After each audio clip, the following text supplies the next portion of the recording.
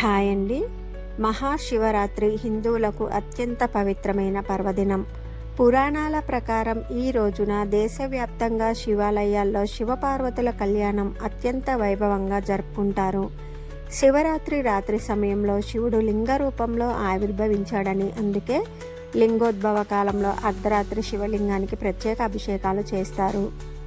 శివునికి అత్యంత ప్రీతికరమైన బిల్వ తలాలతో పూజించడం, శివలింగానికి క్షీరాభిషేకం చేయడం ఈ పండుగలో ముఖ్యమైనటువంటి ఆచారం. మహాశివరాత్రి నాడు ఉపవాసం ఉండి రాత్రంతా జాగరణ చేస్తూ శివనామస్మరణ చేయడం వలన తెలియక చేసిన పాపాలు తొలగిపోతాయి. శివుడు సృష్టి స్థితి లయకారుడు. మహాశివరాత్రి నాడు శివుడు తాండవం చేసినట్లుగా పురాణాలు చెప్తున్నాయి.